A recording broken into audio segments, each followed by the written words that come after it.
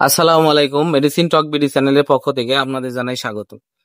আজকে আমি যে মেডিসিনটি নিয়ে আপনাদের সামনে হাজির হয়েছি সেটা হলো নাপা সিরাপ, যার মধ্যে রয়েছে প্যারাসিটামল।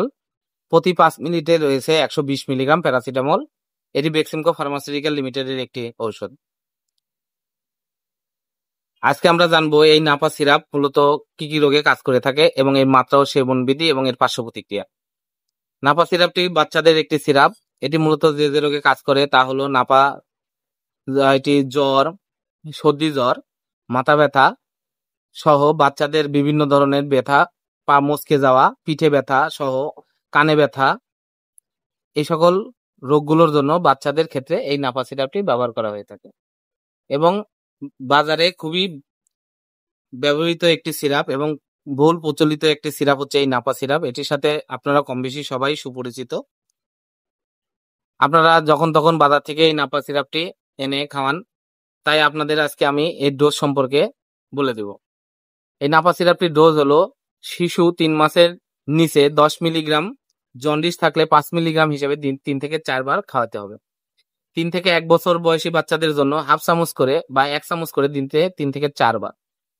এছাড়া 1 থেকে 5 বছর বাচ্চাদের জন্য 1 থেকে 2 চামচ দিনে 3 থেকে 4 বার এবং 6 থেকে 12 বছর বাচ্চাদের জন্য 2 থেকে 4 চামচ দিনে 3 থেকে 4 বার আপনারা সেবন করাবেন।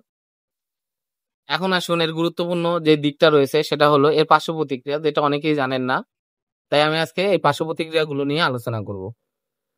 নাপা সিরাপটির পার্শ্ব প্রতিক্রিয়াগুলো হলো এটি অতিরিক্ত ব্যবহারে বা পার্শ্ব প্রতিক্রিয়া হিসাবে অগ্নাশয়ের প্রদাহ, চামড়ায় ফুসকুড়ি বা অন্যান্য অ্যালার্জি দেখা দিতে পারে। রক্তের উপাদানের উপর যত সামান্য প্রভাব থাকলেও সাধারণত নাপার পার্শ্ব প্রতিক্রিয়া খুবই কম, তাই এটি নিয়ে উদ্বিগ্ন হওয়ার কিছু নেই। আপনারা যদি কিছু পার্শ্ব প্রতিক্রিয়া দেখা যায়, যেমন অ্যালার্জি জাতীয় পার্শ্ব প্রতিক্রিয়া দেখা দেয়, অবশ্যই নিকটস্থ ডাক্তারের সাথে আলোচনা করে এর পার্শ্ব প্রতিক্রিয়ার লক্ষণ অনুযায়ী চিকিৎসা করাবেন। নাপা সিরাপটির সতর্কতা হলো যাদের কিডনি এবং গুরুতর সমস্যা রয়েছে তাদের ক্ষেত্রে এটি যত্ন সহকারে পরামর্শ অনুযায়ী চিকিৎসা নিতে হবে।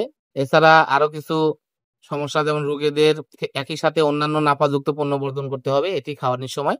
একসাথে অবশ্যই প্যারাসিটামল জাতীয় 2টা ওষুধ খাওয়ানো যাবে না।